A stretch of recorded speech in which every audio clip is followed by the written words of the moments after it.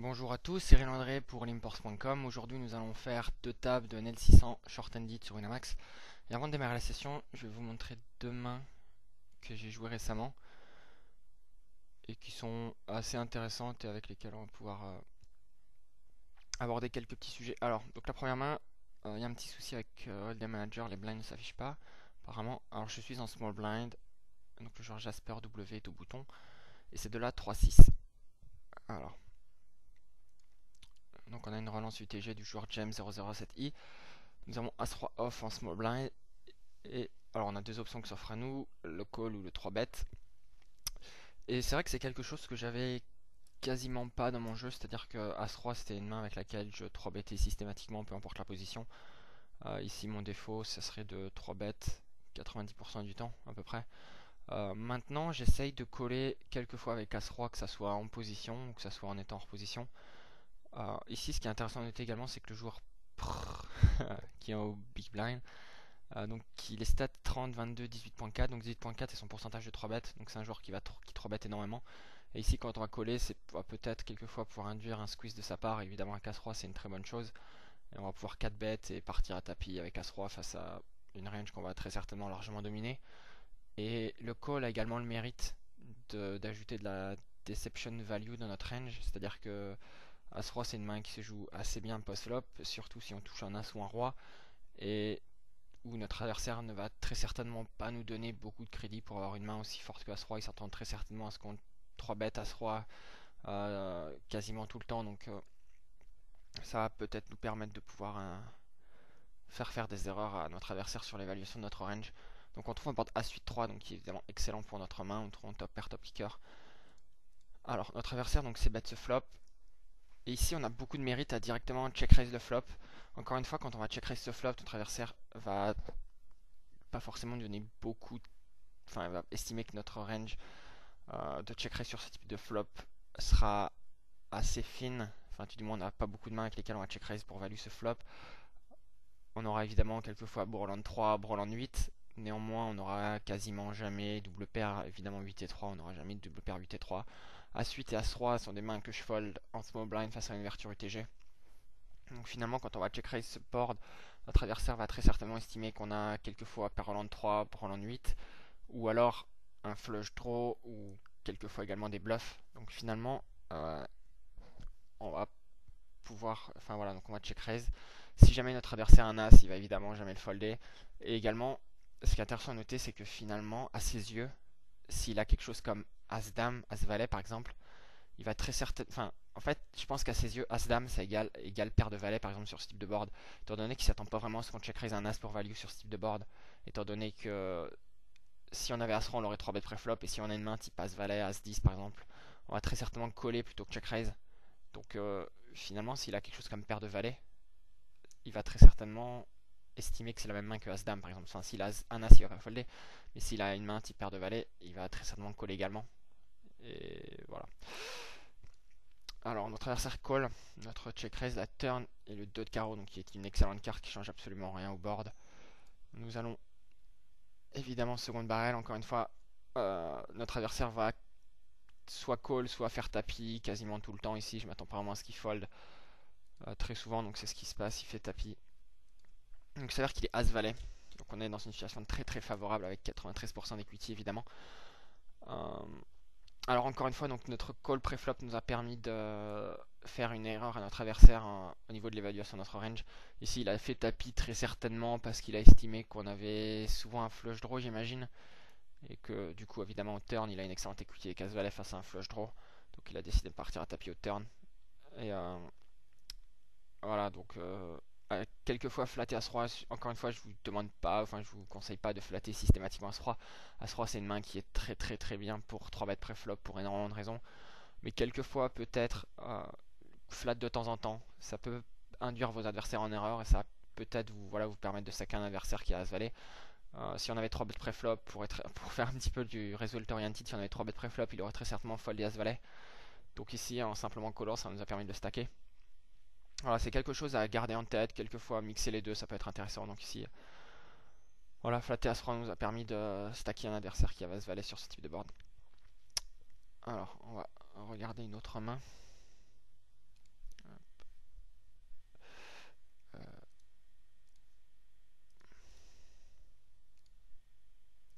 Alors sur cette main, donc il y a également de la 3-6. Nous sommes en big blind. Le joueur Nobok Pia est au bouton. Et donc c'est de la 3-6. Alors le joueur Ars Vitae donc relance à 20 en 3-6. Le bouton fold. Alors les stats ne s'affichent encore pas une nouvelle fois. Le joueur Ars Vitae est un joueur plutôt loose, aggro. Il relance énormément en fin de position et c'est un joueur qui joue en reg, un joueur qui joue assez souvent en 3-6. Enfin, du moins je l'ai vu assez souvent récemment. Par contre le joueur Abeg 10-10 qui est peu plus fishy, probablement le joueur le plus faible à la table, qui avait des stats du type 50-10, donc qui joue à peu près une main sur deux. Et donc il flatte en small blind. Alors 4 et 3 c'est le type de main, enfin c'est une main que j'aurais foldé si le joueur avait un small blind avait foldé également. 4 et 3 c'est une main qui se joue très très mal face à une ouverture d'un joueur aggro en fin de position. Si jamais on vient toucher une paire, ça sera une paire très faible, que ce soit un 4 ou un 3. Et notre adversaire aura pas vraiment de difficulté à pouvoir arriver à nous faire folder une paire de 4 ou une paire de 3 en misant, en misant des scary cards, au flop, au turn. Enfin, il arrivera très certainement à nous faire folder notre main très faible, du moins évaluer que notre main est faible et arriver à nous le faire folder. Et si jamais on vient toucher un tirage, ça sera évidemment un tirage très faible, enfin, par exemple un tirage flush, hauteur 4. C'est pas vraiment le type de main avec lesquels vous avez envie de check raise le flop et partir à tapis. Parce que si jamais vous partez à tapis avec tirage flush, hauteur 4, vous allez avoir une equity très très faible face à la range de votre adversaire qui va call qui va vous donner de l'action. Donc 4 et 3 c'est pas vraiment le type de main que je vais jouer face à un adversaire qui a relancé en fin de position heads up. Par contre ici avec également un joueur un peu plus faible qui a collé, je vais coller encore une fois. Vous voulez jouer des mains avec des joueurs plus faibles, enfin essayer de, quand le fiche est dans la main où vous voulez coller, essayer de jouer un point en position avec lui. Donc nous allons coller, nous trouvons double paire, donc ça mord 3, 4, 6. Alors notre adversaire check. Et ici il y a pas mal de mérite à miser, à donc bet directement le flop plutôt que le check. J'y vois principalement deux raisons à miser plutôt que de checker. Alors la première c'est que le joueur Ars Vitae, donc qui est allongé en fin de position et qui relance beaucoup de mains pré-flop, ne va probablement pas assez bet ce flop face à deux adversaires s'il a totalement raté le flop. S'il a relancé une main type roi dame, valet 10, enfin quoi que ce soit, dame 9 ou peu importe, il va probablement pas assez bet ce flop face à deux adversaires. Et du coup, il va checker ce board assez souvent, check back ce board assez souvent. Et finalement, on n'a pas vraiment envie de laisser des cartes gratuites. Enfin, c'est-à-dire que si un 2 vient au turn, si un 5 vient au turn, si un 6 vient au turn, si un 7 vient au turn, c'est des cartes qui vont globalement être défavorables à notre main. Donc on n'a pas forcément envie de voir une carte gratuite au turn. Et laisser notre adversaire check back. Donc ici, le bet a le mérite d'éviter que notre adversaire check. Ce qui est une bonne chose. Et la deuxième chose à prendre en compte, c'est que si jamais on vient de checker et que notre adversaire, donc Ars Vitae, mise le flop, et que le joueur donc qui est en small blind call, son pseudo c'est Abec je crois, si ce joueur call et qu'on vient évidemment à check raise, le problème c'est que je pense qu'il va donner beaucoup de crédit, enfin du moins qu'il va folder assez souvent sur notre check raise. C'est à dire que s'il a une main, enfin c'est un joueur assez loose, donc finalement s'il a une main type par exemple As4, il va très certainement coller le c-bet de Ars Vitae, mais il va très certainement folder si jamais on vient check raise, alors qu'il va très certainement call si jamais on vient bet. Et que voilà, encore une fois, l'idée c'est essayer de jouer un maximum de coups contre le joueur faible à la table et on n'a pas forcément envie de le faire folder ici. Enfin, je pense qu'on a plus de value à ce qui call plutôt qu'il fold au flop. Donc, je préfère plutôt un donk bet qui va probablement annoncer moins de force à ses yeux plutôt qu'un check raise. Encore une fois, s'il a As4, il va très certainement coller dans le donk bet. Par contre, il va très certainement folder si jamais on vient check raise. Donc ici, voilà, pour ces deux raisons principalement, j'ai plutôt opté pour un donk bet. Donc c'est ce que nous allons faire. Nous allons miser 45 dans 60. Alors, le joueur Ars Vitae call notre donk bet, le joueur Abec fold. Alors, ça en range pour nous coller notre bet au flop sera probablement des mains, enfin toutes les overpairs au 6, que ce soit paire de 7 jusqu'à paire d'as. Quelquefois, il y aura des draws, une main type As5 par exemple, voire un 6 faible type 6-7 ou quoi que ce soit. Il raise probablement tous ses brelans sur ce type de board, voire des mains type 6 et 5 par exemple, il va très certainement les raise au flop, je pense assez souvent. C'est une main qui a énormément d'equity face à quasiment toutes les mains qu'on peut donc bet le flop. Donc finalement je m'attends principalement à ce que son range de main pour coller notre bet au flop soit principalement des overpairs au 6. Et justement du fait que toutes les mains avec lesquelles il va coller notre seconde barrel, c'est-à-dire si jamais on vient encore à miser une nouvelle fois et qu'il call, ça sera qu'il aura vraiment très certainement une overpair au 6, et ce sera également des mains qui vont très certainement miser le turn entre guillemets pour protéger sa main. C'est-à-dire que quand on donc bet le flop et qu'on check la turn, notre main ressemble assez bien à quelque chose comme paire de 5, voire 4 et 5, quelque chose comme ça. Donc finalement il va très certainement miser toutes ces mains type paire de 8, paire de 9, enfin toutes ces overpairs aussi, il va très certainement les miser au turn. Donc on rate pas vraiment de value à checker. Je m'attends pas forcément à ce qu'il pot de contrôle très souvent sur ce type de board. Au contraire, je m'attends plus à ce qu'il protège sa main. Donc voilà, nous allons checker. Et également, ce qui était intéressant à noter, c'est qu'au niveau des stack size, donc le stack effectif est à 535 et on couvre, je crois. Et que finalement, voilà, pour pouvoir mettre le 535 $ au milieu, une bonne chose à faire, c'est de check raise, parce que si on vient miser, qu'il a misé 99, enfin, si on mise 99, on pourra pas faire tapis à la rivière. Par contre, si jamais on vient check raise le turn, on pourra très certainement faire tapis à la rivière si jamais il vient nous coller. Donc ça permet de construire également un pot de manière beaucoup plus vite, plutôt qu'en misant. Donc nous allons checker, donc il mise 99. Comme prévu, je m'attends à ce qu'il fasse ça avec toutes ses overpairs au 6.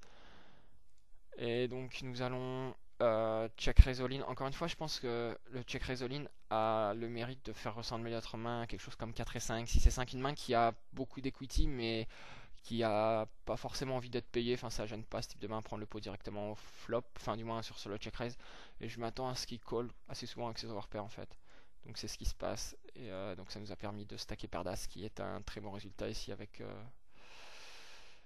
4 et 3. Voilà. Alors on va passer maintenant à la vidéo. Hop, je sais pas au bon endroit.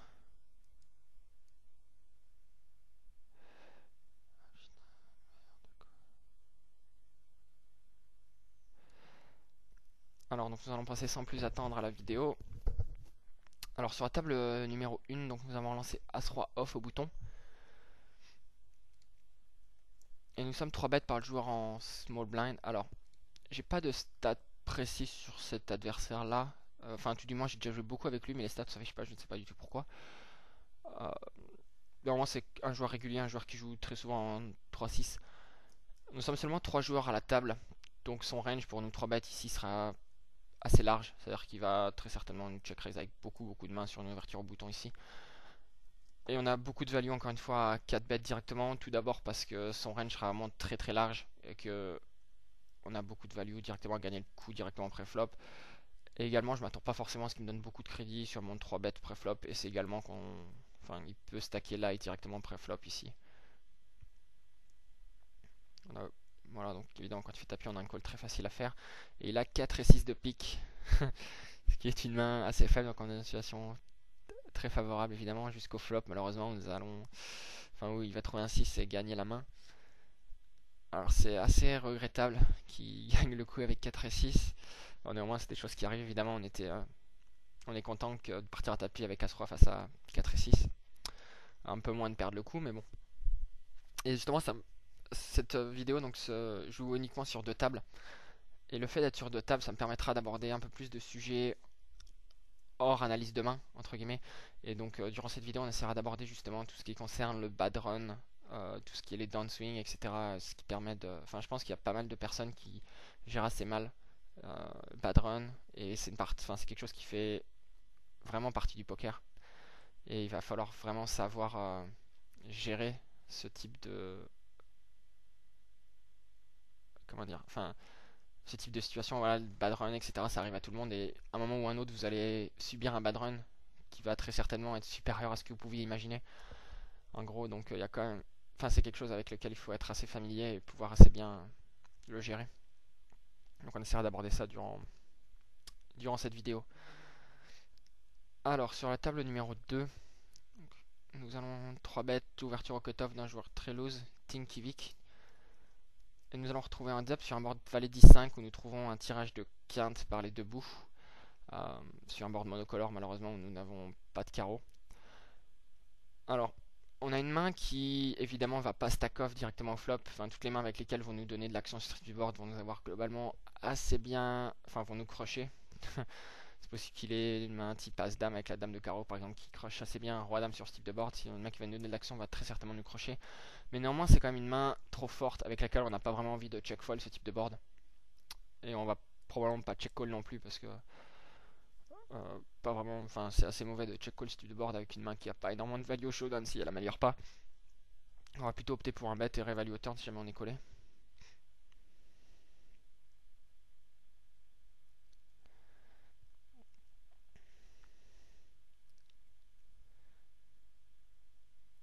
Alors notre adversaire nous call, la rivière est le 5 de cœur, donc qui est évidemment une très mauvaise carte pour notre main. Alors le taille du pot est à 322, on a 423 $ de stack effectif. Et ici le second barrel, j'aime pas tellement de second barrel parce que je pense que, enfin c'est pas une main avec laquelle on va bet call le turn évidemment. Si jamais on vient un second barrel, on va folder si jamais notre adversaire vient faire tapis. On peut pas se permettre de coller ici avec, enfin coller son shove avec roi dame sans carreau. Si on avait roi dame avec par exemple avec le roi de carreau, c'est une turn que j'aurais très certainement misé et collé si jamais il avait fait un faire tapis. Sans carreau, ça me paraît vraiment beaucoup trop light, donc on n'a pas vraiment envie de miser cette turn et de coller son tapis. Et c'est possible également, enfin je m'attends à ce qu'il fasse tapis quand même assez souvent sur notre seconde barrel au turn. Une main, je sais pas s'il a flat par exemple avec as dame, par exemple s'il a la dame de carreau, quoi que ce soit, c'est possible qu'il fasse tapis au turn sur notre seconde barrel. Enfin il y a pas mal de mains avec lesquelles il va faire tapis sur notre seconde barrel. Et vu qu'on va pas payer son seconde barrel, enfin on va pas payer son tapis si jamais on vient seconde barrel, je pense que c'est mieux de checker ici, peut-être quelquefois avoir une carte gratuite si jamais il vient, si jamais il a as 10 par exemple, sans carreau il va très certainement checker pour pot de contrôle. Donc on a quand même pas mal d'out pour améliorer. Bon malheureusement quand il fait tapis on va évidemment folder. Et il a très certainement, il a peut-être, c'est assez surprenant qu'il fasse tapis au turn. Je pense pas qu'il ait si souvent que ça l'as de carreau, je pense qu'il aurait très certainement relancé notre c-bet au flop avec l'as de carreau. Il avait peut-être plus, je sais pas, peut-être une main similaire à la nôtre, par exemple roi dame avec la dame de carreau ou quelque chose comme ça, c'est possible qu'il ait ce type de main. Alors, sur la table numéro 2, nous venons de relancer paire de valet ou bouton. Et nous sommes payés par le jeu en small blind. Alors on board dame 7-2, donc qui est plutôt assez bon pour notre paire de valet. Et je pense qu'il y a énormément de value ici à c-bet directement le flop. Il y a beaucoup de personnes qui pot contrôle en ce moment à tort et à travers, qui pot contrôle beaucoup trop dans des situations qui s'y prêtent pas. Alors c'est vrai que le pot contrôle c'est quelque chose de pas mal et que ces derniers temps, beaucoup de personnes pot contrôle. Ça permet d'éviter de se faire stacker avec des mains marginales et plutôt contrôler la taille du pot et faire attention, voilà, par faire stacker quand on a une main qui reste, enfin qui est loin des nuts en gros. Et par contre, on rate quand même beaucoup de value à pot contrôle et notamment sur ce type de board. Je pense qu'il y a quand même énormément de value à c-bet plutôt qu'à faire du pot contrôle et de checker. S'il a une paire de 7, il va évidemment pas folder. Il va très certainement coller une fois avec toutes ses pocket paires sur ce type de board assez souvent. S'il a une main type paire de 6, il va très certainement coller une fois. Et ce qui est intéressant à noter également, donc c'est avant de démarrer cette vidéo, j'avais déjà joué quelques mains donc, contre ce joueur-là, qui joue une 25 mains avec ce joueur-là. Et les 4 fois précédentes, en gros, les 4 fois précédentes où j'ai relancé au bouton, bah les 4 fois il m'a check raise au flop, j'avais jamais rien donc j'ai systématiquement foldé au flop. Mais cette fois-ci avec paire de valet, je vais évidemment pas folder si jamais il vient un check raise.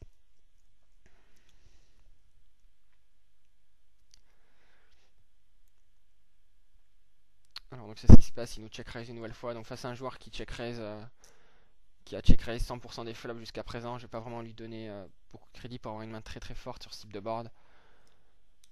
Et on va pas hésiter à le coller. Alors sur la table numéro 1, donc nous avons collé paire de 4 après une relance en small blind.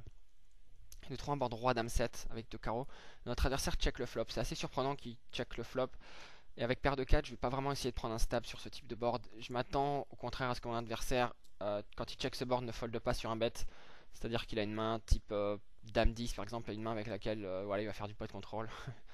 Il va pas vraiment vouloir miser, se faire relancer. Et c'est pas pour autant qu'il va folder si jamais on vient miser. Donc ici avec paire de 4, en ayant totalement raté le flop, en ayant absolument aucune equity, on va simplement abandonner la main directement. Plutôt que de miser. Si jamais on vient miser ce board, ça sera très certainement pour faire plusieurs barrels. Je pense pas qu'il fold sur un seul barrel sur ce type de board. Alors sur la table de droite, donc nous trouvons une excellente rivière qui nous donne maintenant Borland Valet. Nous allons évidemment snap son shove et il avait donc 5 et 3 pour rien, pour hauteur 5. Bon alors évidemment le valet nous facilite le call, mais c'est pas pour autant que j'aurais foldé si c'était pas un valet à la rivière. Et justement, donc pour revenir encore à cette histoire de pot contrôle, si jamais ici, bon, si jamais on avait checké, évidemment, on n'aurait pas pu prendre son stack et on n'aurait pas pu induire son check raise. Bon, néanmoins, c'est être un peu résultat oriented ici. Quelquefois, il aura peut-être une dame, même si c'est un joueur beaucoup trop gros pour réduire sa range à une dame. Mais encore une fois, voilà, donc le pot contrôle, c'est quelque chose à utiliser de temps en temps, mais il ne faut pas pot contrôler systématiquement. Vous allez rater beaucoup de value à pot contrôle beaucoup trop. Et également, vous allez déséquilibrer votre range, c'est-à-dire que quand vous allez c-bet sur ce type de board, si jamais vous venez à checker paire de valet pour pot de contrôle par exemple, mais quand vous allez checker sur quand vous allez miser ce type de board, votre range sera composé soit de top pair au mieux, quelquefois des draws, mais principalement beaucoup de bluffs. Donc je pense qu'il y a quand même beaucoup de mérite à miser des middle pairs sur ce type de board pour value, plutôt que de les checker pour pot de contrôle. Alors sur la table numéro 1, donc notre adversaire avait 6 et 8 finalement. Je pensais qu'il avait plus une main qui pot de contrôle, enfin une main qui avait de la showdown value et qui pot de contrôle. C'est assez surprenant qu'il ait passé bête ce type de board. Mais globalement c'est quelque chose à garder en tête, ça va plutôt renforcer sa range de ses bêtes. C'est-à-dire que les prochaines fois qu'il va faire des c bêtes, il aura très certainement une range un peu plus forte à mes yeux plutôt que d'autres joueurs. C'est assez surprenant, voilà, qui check, enfin qui l'abandonne directement au flop avec des mains type 6 et 8, donc ça va renforcer assez bien sa range de ses bêtes. Alors sur la table numéro 1, donc, nous allons isoler le joueur qui a limpé UTG, un joueur que je ne connais pas, donc probablement un joueur un peu plus faible, qui voilà peut-être prend un shot ou vient gamble en NL600, je sais pas. Mais bon voilà, on a beaucoup de mérite à isoler les joueurs qui limp et à jouer en composition contre eux. Je le répète systématiquement dans toutes les vidéos, mais c'est vraiment quelque chose qui est très important et beaucoup de value à isoler ce type de joueur en étant au bouton.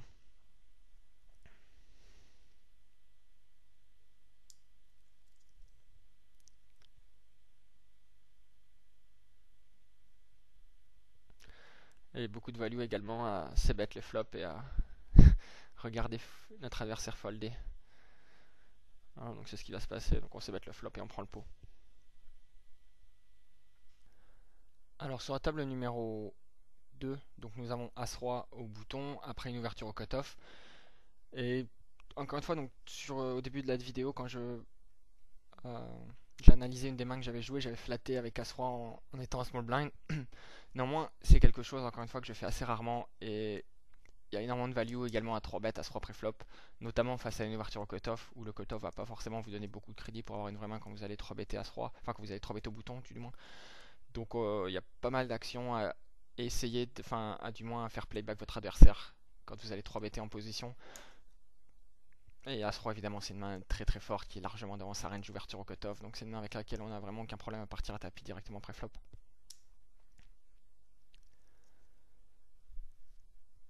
Alors pour en venir à tout ce qui concerne les downswing et bad run, je suis assez bien placé pour en parler, justement c'est le bon moment pour en parler je pense, parce que le dernier mois, enfin notamment les 3 dernières semaines à peu près ont été assez difficiles où globalement j'ai plutôt bad run et bah, pour vous raconter un peu, j'ai quelque chose comme 20-25 buy-in en dessous de l'equity. Il y a des situations super favorables comme As-Roi contre 4 et 6 que vous allez perdre et que mais bon finalement c'est voilà, c'est quelque chose qui est entre guillemets normal et que à un moment ou à un autre, enfin tous les joueurs ont subi des bad runs plus ou moins violents, mais vous pouvez être gagnant, être un joueur gagnant pendant 300 000 mains, voire plus de mains, etc. et subir 10 000 mains très difficiles où vous allez perdre systématiquement tous vos conflips, etc. Vous allez perdre vos 80 mains, vous retrouvez dans une situation super favorable, mais les perdre. Et que donc c'est quelque chose avec laquelle il va falloir apprendre à gérer. Et bon, on va revenir plus tard sur cette discussion. Alors sur la table numéro 1, nous avons relancé Roi Dame off UTG. Nous sommes payés par le joueur en small blind. Donc nous trouvons un tirage de quinte, un tirage de flush ainsi que 2 overcards sur ce type de board. Board assez favorable pour notre main, évidemment, nous allons c bet. Alors notre adversaire nous call. Et la turn est l'as de trèfle. Alors ce qui est intéressant à noter ici, c'est que je m'apprête à miser 75, soit 3 quarts du pot. Et finalement je me raviser, miser un peu plus 90. Alors, il y a pas mal de... Enfin je pense que ce bet sizing est très bon, surtout face à cet adversaire là. Alors encore une fois, donc le joueur Galoufi, je ne le connais pas, c'est un joueur, première fois que je le vois, donc il a des stats assez, enfin seulement 12 mains, mais il avait posté hors position je crois. Donc probablement pas un joueur très bon. Je sais pas, peut-être il est peut-être bon, mais bon, pour l'instant j'ai tendance à penser que les joueurs sont pas bons jusqu'à ce qu'ils me prouvent le contraire. Alors, donc l'as de trèfle arrive au turn, et finalement c'est une carte sur laquelle je pense que mon adversaire va très souvent coller mon second barrel. Quand il colle le flop, il aura très souvent soit un valet, une main type dame valet, roi valet, voire as valet. Quelquefois il aura l'as de cœur, donc il va évidemment pas foller l'as de cœur maintenant qu'elle a une paire en plus de son flush draw, une main type as dame par exemple. S'il a roi valet par exemple avec le roi de cœur, il va évidemment pas folder. Enfin c'est vraiment une type de board où je m'attends à ce que mon adversaire ne fold quasiment jamais sur mon second barrel. C'est pas vraiment une carte que j'aurais second barrel en bluff si j'avais totalement raté le board. Si j'avais, je sais pas, enfin si j'avais raté le board, j'aurais pas second barrel cette turn en bluff. Par contre ici avec la quinte évidemment on a beaucoup de value à tirer de beaucoup de mains avec lesquelles il va nous coller. Donc ici c'est vrai que mon bet sizing peut être exploitable face à un joueur avec qui j'ai un peu plus d'historique, un joueur avec qui je joue plus de mains, où je ne veux pas vraiment changer mes bet sizing suivant la force de ma main. Mais face à un joueur un peu plus faible, ça me gênerait pas d'être un peu plus exploitable. C'est pas sûr qu'il le remarque et de toute façon, il va très certainement coller quoi qu'il arrive. Encore une fois, c'est une carte, enfin c'est le type de carte où il va très certainement coller encore une fois. Donc on a beaucoup de value à miser plus avec ce qui est très certainement la meilleure main. Alors la rivière est la 9 de cœur, donc la question se pose à savoir value bet ou pas notre troisième flush. Donc l'as de cœur, le roi de cœur nous battent. Le problème ici, je pense qu'il n'y a pas énormément de value à miser cette rivière. Le problème c'est que là, il n'y a pas énormément de flush dans sa range d'une manière générale. C'est-à-dire que la flush inférieure à la dame serait le 8 de cœur. Étant donné que le valet de cœur, 10 de cœur et le 9 de cœur sont sur le board, il n'y aura pas énormément de 8 de cœur dans sa range. Des mains type valet 8 avec le 8 de cœur, je suis pas certain qu'il y ait souvent ce type de main. 9-8 off avec le 8 de cœur peut-être, voire 9-8 de cœur.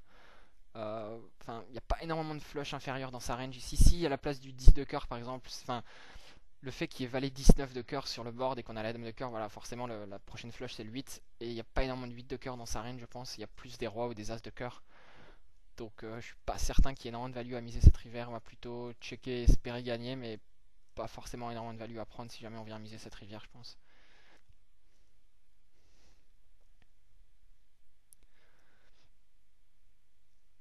Il s'avère qu'il avait As-Roi avec le roi de cœur. Donc il n'y avait pas 3 bêtes pré-flop. Assez surprenant qu'il n'ait pas 3 bêtes cette main pré-flop, mais toujours assez passif pré-flop apparemment. Qui va cette fois-ci limper au bouton. Donc voilà, globalement un surage faible confirme les suppositions que je pouvais avoir. Et assez passif, enfin très passif pré-flop. Alors donc pour revenir à tout ce qui concerne le bad swing, bad run, alors quand vous êtes dans ce type de situation où voilà, vous allez être dans un bad run, où vous allez vous retrouver dans une situation couleur, c'est-à-dire brelan contre brelan, flush contre flush, flopper la flush, travers flush puis flush supérieur, etc. C'est vrai que quand ça s'enchaîne, c'est assez frustrant, c'est assez difficile à gérer. Et c'est important de continuer à garder confiance en soi, c'est-à-dire que si vous avez été un grand gagnant pendant 200 000 mains, 300 000 mains, et que voilà, c'est pas pour autant qu'il faut remettre tout son jeu en question, vous êtes probablement toujours un joueur gagnant. Néanmoins, c'est important quand même de voilà, revoir certaines mains. Peut-être que vous n'avez pas joué toutes les mains de manière optimale et poster des mains sur les forums, demander à un ami qui regarde votre base de données, etc. Ça peut vraiment être intéressant. Peut-être que certainement que vous auriez pu mieux jouer.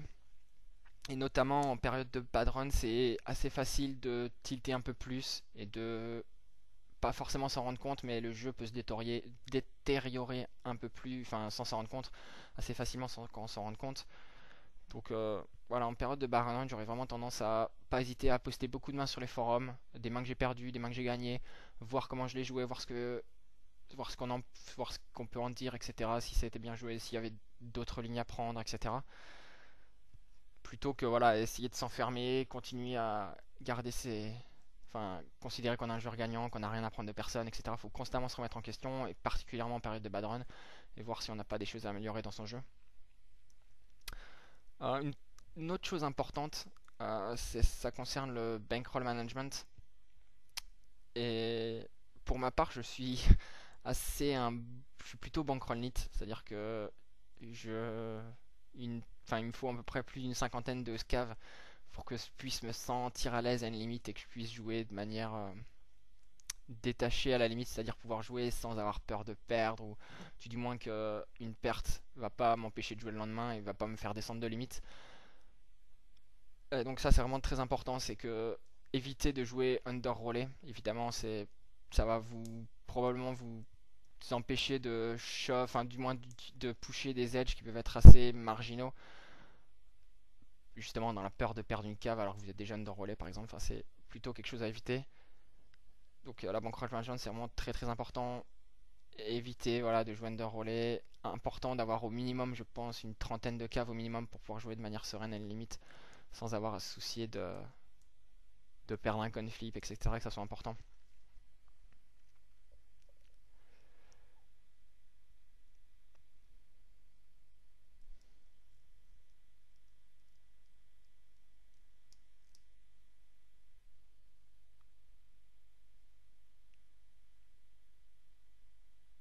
Une autre chose également que je voulais ajouter, c'est si jamais vous venez à faire une session enfin une session perdante, plutôt largement perdante, même imaginons que vous jouez en 3-6, voilà, c'est une vidéo sur 3-6, on continue à parler à 3-6. Imaginons que vous venez à perdre, par exemple, je sais pas, 5 caves, vous jouez sur 6 tables pendant 2 heures, vous perdez 5 caves, qui correspond à peu près à 3000 $. 3000 $, c'est ça. Et voilà, enfin des situations pas forcément de votre faute, peut-être des couleurs, des conflits perdus, etc. Vous avez runné en dessous de votre equity, etc. Enfin ça arrive, peu importe. Ah, je vais juste parler de... Je reprendrai ça après, du Valet 10. Donc nous rançon Valet 10 off au cutoff, nous sommes payés par le joueur en small blind. Nous trouvons un board 8-6-3. Donc finalement seulement 2 over et backdoor straight draw. Et ici je vais opter pour un check. Le check va permettre... Enfin, tout d'abord je préfère ici checker avec Valet 10 plutôt que Roi Dame par exemple. Parce qu'il y a plus de cartes qui vont améliorer mon Valet 10 au turn. C'est-à-dire un 9 ou un 7 par exemple, vous me donnez des gutshots.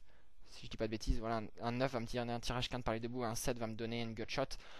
Alors que si j'ai Roi-Dame, il n'y a pas vraiment de carte qui va m'améliorer au turn, à moins que je touche un Roi ou une Dame. Évidemment, avec Valet 10, un Valet ou un 10 va améliorer ma main. Et que finalement, avec Valet 10, il y a plus de cartes qui vont améliorer ma main au turn. Donc ici, j'aurais plus tendance à checker et essayer de voir une turn plutôt qu'avec Roi-Dame, où ça me dérange pas de prendre directement le pot au flop si mon adversaire a rien. Également, ça va nous permettre d'avoir plus d'informations sur la main de notre adversaire si jamais il vient checker encore une fois la turn et que la turn ne nous améliore pas. On va évidemment miser la turn. Et également, en checkant le flop, on va pouvoir miser pas mal de cartes au turn qui n'améliorent pas notre main. Si c'est un roi, si c'est un as par exemple, c'est des cartes qu'on va très certainement pouvoir miser. Et prendre le pot assez souvent. Donc la rivière est la dame de cœur, donc il fait rentrer une overcard. Et étant donné que c'est une overcard et qu'il a collé le turn, il a très certainement soit un 6, soit un 7. Donc on va prendre le pot de cette manière là assez souvent. Alors sur la table numéro 2, nous relançons paire de 8 au cutoff. Nous sommes payés par le joueur en small blind. 3 de valet 2. Alors encore une fois, il y a beaucoup de joueurs ici qui check paire de 8 pour point de contrôle. Ils n'ont pas envie de se faire check raise. Honnêtement, c'est très mauvais de checker paire de 8 sur ce type de board, je pense. Votre adversaire ne va évidemment pas folder une pocket paire sur ce type de board. S'il a paire de 5, il va très certainement coller une fois. Enfin, toutes les pocket pairs avec lesquelles il va coller en small blind après que vous ayez rien lancé au cutoff sont très certainement toutes inférieures à paire de 8. Il va très certainement 3 bêtes. Enfin, tout du moins paire de 10 c'est mieux. Il va très certainement 3 bêtes, paire de 10 c'est mieux. Donc on a beaucoup de value à ces bêtes, ce board. Il va coller avec moins bien. Il va peut-être coller avec SI. Et c'est pas pour autant qu'il check raise qu'on va folder notre main. Mais on a beaucoup de value directement à faire un c-bet sur ce type de board.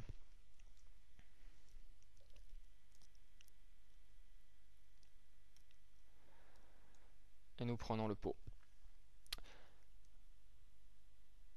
Alors pour revenir au justement donc ce que je disais au niveau des downswing, des bad runs, c'est si jamais imaginons que vous faites une session en 3-6 pendant 2 heures, vous venez à perdre 5 caves, donc vous êtes à moins 3000 $.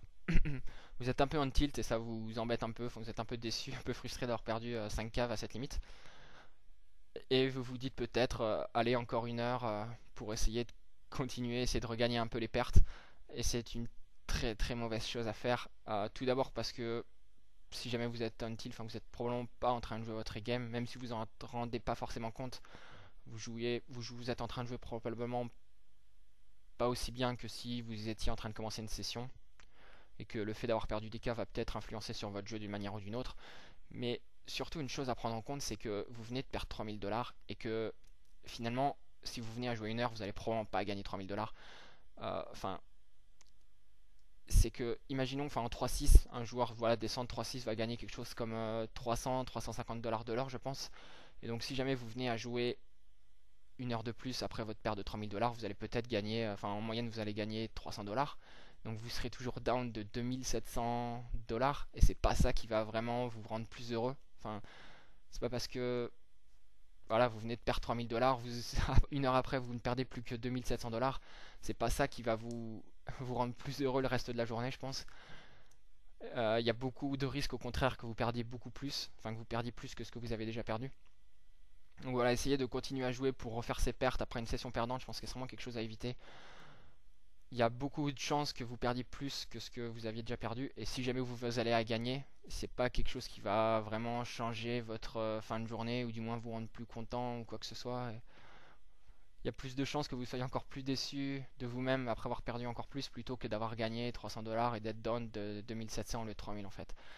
Donc voilà, je suis plutôt partisan d'abandonner une session, du moins arrêter de jouer la journée, arrêter arrêter totalement de jouer après une grosse session perdante plutôt que de continuer à jouer, essayer de rattraper ses pertes alors qu'au final on les rattrape pas vraiment et qu'au contraire ça peut se finir en une session beaucoup plus négative encore.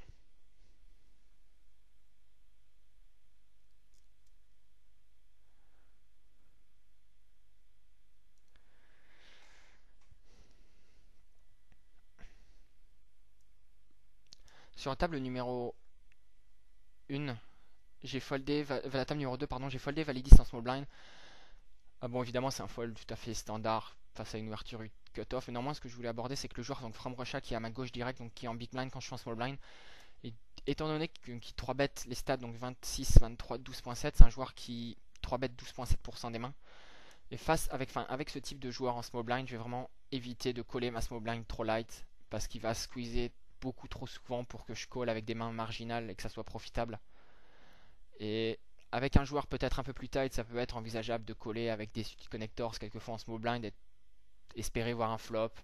Avec une main type paire de 2 par exemple, coller en small blind et essayer de voir un flop, essayer de trouver un brelan, etc. Le problème c'est qu'avec un joueur comme From Russia en big blind, je vais pas m'amuser à coller des mains très faibles en small blind, étant donné que ce joueur va squeezer beaucoup trop souvent pour que je puisse tirer du profit à coller des mains marginales en small blind et à devoir folder évidemment après sur son squeeze. Alors sur la table numéro 1, donc nous allons flat as 10, une 3 board 9-9-2. Alors notre adversaire c'est bet ce flop et il va très certainement se bet ce flop avec quasiment 100% de sa range. C'est un board très dry. Il s'attend à ce que j'ai raté ce board très souvent. Et ça, c'est très souvent la meilleure main sur ce type de board. On va call une fois, réévalue au turn. Et c'est également envisageable qu'il seconde barrel sur des cartes qui vont améliorer notre main. C'est-à-dire un As, un 10 possible qu'il seconde barrel avec des overcards de 9. Quand on call, notre main ressemble assez souvent à un paire de 6, paire de 7. Donc finalement, si un 10 vient au turn, si un As vient au turn, il va probablement seconde barrel. Et également, si, imaginons qu'il y ait un As au turn, je vais évidemment checker parce que j'ai aucune raison de miser la turn, ça serait assez débile de miser la turn, mais je vais également très certainement checker encore la rivière parce qu'il n'y a pas énormément de value. Imaginons que le board donc soit 9-9-2 à 5.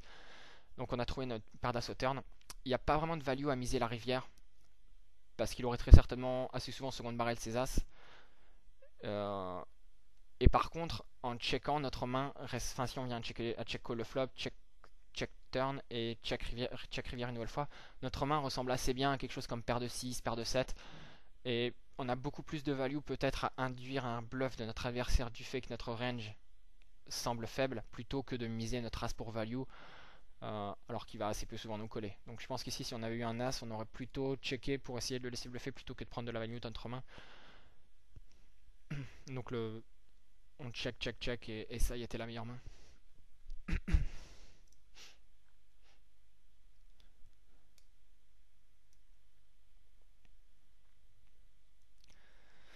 Alors nous allons évidemment ouvrir à 6 au bouton et prendre les blinds.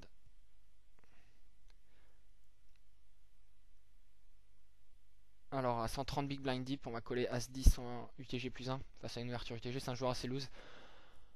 Enfin, assez loose, pas tant que ça, mais en ayant la position, un As assez décent, utile, on va coller. Alors, le board est As-9-3, top pair. Nous allons évidemment coller le CB de notre adversaire, il n'y a pas grand chose à faire. Le raise serait assez marginal, enfin peut-être induire de l'action de notre adversaire, mais ça reste assez marginal avec As-10 dans ce type de situation. La rivière est le 2 de carreau, donc qui est une brique totale. Notre adversaire va checker la turn. Et ici, je pense au contraire plutôt que le pot de contrôle est assez bon. Notre adversaire a raise UTG, donc il n'aura pas énormément d'as moins bon au nôtre. Je pense pas, enfin peut-être il relance des as utiles UTG, mais néanmoins la majorité des as qui va relancer UTG seront supérieurs à As-10. Et c'est une situation où finalement on n'est pas, enfin on va peut-être se faire check raise turn, c'est envisageable qu'il nous check raise turn avec As-Roi par exemple, qu'il ait décidé de check raise turn avec As-Roi. Enfin, il va très certainement second barrel assez souvent As-Roi, mais quelquefois il va peut-être check raise turn. On n'a pas énormément de value ici à ces bêtes As-10. Et également ce qui est intéressant de noter, c'est que finalement on laisse aucune carte gratuite. S'il avait un flush draw, il aurait très certainement second barrel la turn assez souvent, plutôt que de checker la turn. Donc même si un cœur vient à la rivière, ça va pas changer grand chose, enfin, il aura assez peu souvent la flush. Et s'il a Breland 3, Breland 2, Breland 9, il va peut-être opter pour un check raise. Donc le check a le mérite justement d'éviter ce type de situation. Et on pourra de toute façon prendre un value bet à la rivière si jamais il avait checké pour pot de contrôle à moins bon as. On pourra toujours le value bet à la rivière. Donc à la rivière, on va évidemment value better notre double paire. Et il va fold très très rapidement, donc il avait probablement absolument rien.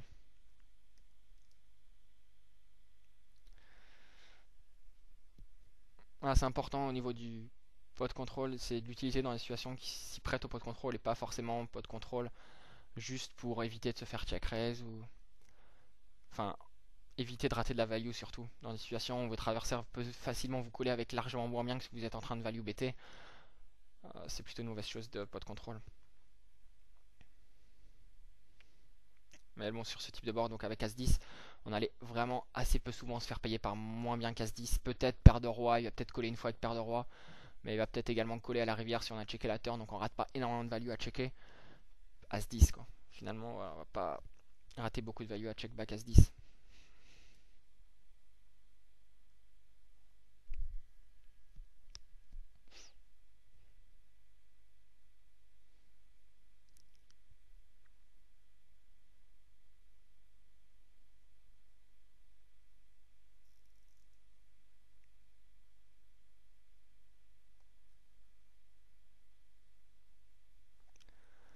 Alors sur la table numéro 2, nous avons roi 10 de cœur au big blind, pardon. On tombe pour un call et on rate totalement le flop. Alors quelquefois ça peut être intéressant de check raise ce type de board dry où votre adversaire aura probablement pas grand chose. Sur un board roi, enfin dame de 3 quand il a relancé au bouton, il aura pas souvent une main pour, enfin qui va supporter beaucoup de pression. Même au roi 10 on a quand même plutôt raté le flop. Enfin on a backdoor flush draw, backdoor straight draw, mais je m'attends également, ce qui est intéressant à noter, c'est qu'il faut essayer de cibler vos adversaires quand vous faites ce type de move. C'est-à-dire que quand je vais check raise des boards dry en bluff pour essayer de faire folder mon adversaire, je vais essayer de le faire plutôt face à des adversaires qui vont pas trop playback et des joueurs plutôt passifs qui vont plutôt jouer fit or fold. C'est-à-dire que si jamais il a valet 10, bon, il va folder parce qu'il a rien et que je check raise. Mais face à un joueur comme Tinky V qui est assez aggro et qui va très certainement se rendre compte que quand je checkerai sur ce type de board, je vais pas souvent avoir grand chose, ça sera assez souvent bluff. Je m'attends à ce qu'il me flotte mon raise assez souvent, ou alors qu'il me 3 bet en bluff également, un certain nombre de fois. Donc plutôt face à ce type d'adversaire, j'aurais plutôt tendance à le faire pour value, même avec des mains type as dame par exemple, c'est possible que ou roi dame, dame valet, c'est possible quelquefois que je check raise pour value ce type de main, en justement en m'attendant à ce que mon adversaire flotte mon raise, ou tu du moins me donne beaucoup d'actions en check raisant sur un board dry étant donné qu'il va s'attendre à ce que j'ai pas grand chose, plutôt que de le faire en bluff où il va très certainement playback et je vais pas pouvoir faire grand chose avec King High sur ce type de board. Donc je vais simplement folder ici.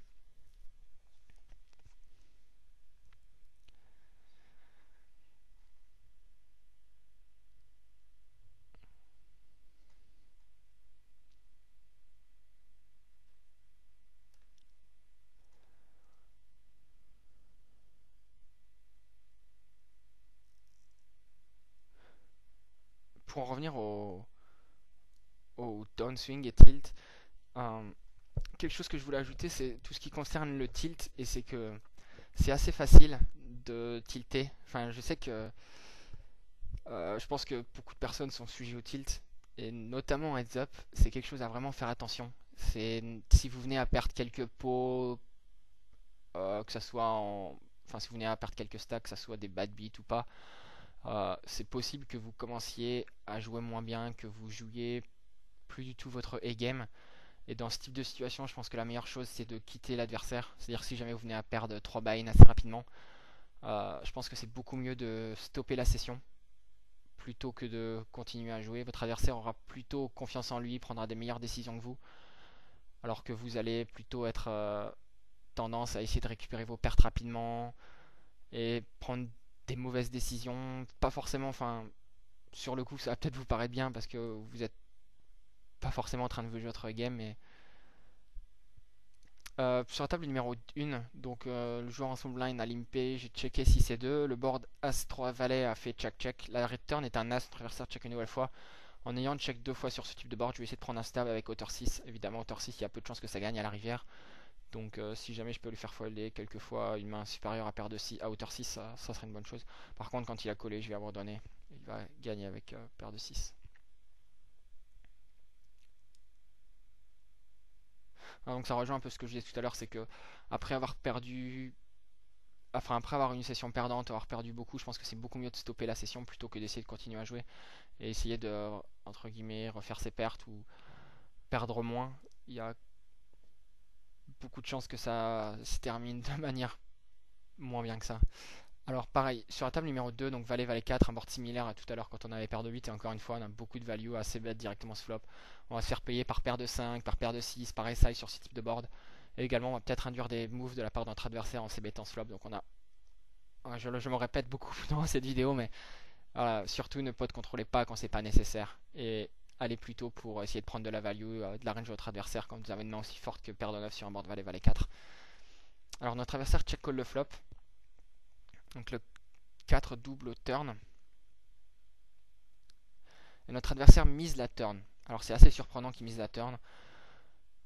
Quelquefois il va peut-être le faire avec une paire, type paire de 6, paire de 7. Il va peut-être s'attendre à ce qu'on check back cette turn assez souvent. Et que du coup il va peut-être pouvoir prendre de la value avec une main type paire de 6, paire de 7. En misant cette turn. Et peut-être essayer de prendre de la value de SI, même si c'est pas certain, c'est quand même une ligne que peu de personnes utilisent. Ça sera envisageable de miser ici cette turn avec paire de 7. Mais globalement, je pense quand même que sa range sera quand même composée beaucoup de bluffs. C'est-à-dire qu'il a collé au flop avec principalement n'importe quoi et estime que c'est une bonne turn à bluffer, pardon. Plutôt que de le faire vraiment pour value. Alors il check la rivière, donc la rivière est le 8 qui change pas vraiment le board. La question se pose à savoir est-ce qu'on a beaucoup de value ici à prendre. Sur ce type de board on a de la value à prendre peut-être des paires inférieures, main type paire de 6, paire de 7, peut-être SI. Néanmoins je pense qu'avec SI il aurait pas misé la turn. Il aurait très souvent, s'il avait collé au flop, il aurait encore une fois checké la turn avec SI assez souvent je pense. Donc on n'a pas énormément de value à prendre de SI. Peut-être d'une paire inférieure type paire de 6, paire de 7. Néanmoins encore une fois je suis pas certain qu'il utilise ce type de ligne très souvent avec ce type de main. C'est possible mais c'est pas certain. Mais pour être honnête, j'étais surtout curieux de voir ce qu'il avait, de voir avec quel type de main il avait check call le flop et lead la turn. Donc j'ai checké pour vraiment voir ce qu'il avait. Étant donné que c'est une ligne assez peu courante, je voulais voir avec quel type de main il faisait utiliser ça. Donc il avait Dame 10, bon. Il avait flotté avec Dame 10 au flop et pris un setup turn. C'est assez surprenant comme ligne. Et quelque chose à noter, à garder en tête. C'est-à-dire que si jamais on vient se retrouver dans une situation similaire et qu'il utilise encore une fois cette ligne, c'est-à-dire check call flop, lead turn alors que sa ligne, représente pas grand chose, on ne faudra pas hésiter à le relancer en bluff si jamais on a absolument rien. Étant donné que s'il fait ça avec Dame 10, il va très souvent folder sur un raise au turn, pardon.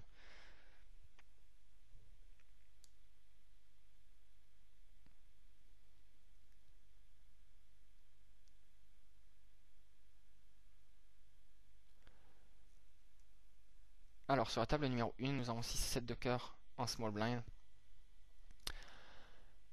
Et ça rejoint exactement ce que je disais tout à l'heure avec le joueur donc Fram Rocha qui est à ma gauche sur les deux tables, donc qui est en big blind quand je suis en small blind. Avec 6 et 7, j'ai vraiment aucune envie de coller pour qu'il squeeze après en big blind. Quand je vais coller, je vais induire énormément de squeeze de sa part en big blind. Donc si jamais je viens coller, ça sera avec une main quelquefois pour folder si jamais il vient faire un squeeze. Mais également avec des mains fortes pour peut-être induire un squeeze de sa part. Mais avec 6 et 7, j'ai vraiment pas envie d'induire un squeeze de sa part. Mais donc du coup ici j'aurais plutôt tendance à 3 bet ou fold. Du fait qu'il est en big blind et du fait qu'il va squeezer trop souvent pour que je puisse rendre mon call en small blind profitable. Donc ici je vais plutôt opter pour un 3 bet. Du fait que ce joueur est là en big blind, du fait qu'il va squeeze assez souvent que j'ai vraiment pas envie qu'il squeeze, je vais opter pour un 3 bet avec 6 et 7. Éviter de me faire squeezer, garder l'initiative dans la main et pouvoir voir un flop avec 6 et 7. Et je prends le pot pré-flop, ce qui est également un très bon résultat. Alors voilà, on va en rester là durant cette vidéo. N'hésitez surtout pas à me dire ce que vous en avez pensé, dire ce que vous avez pensé du début de la vidéo où je présente des mains sélectionnées dans mon tracker.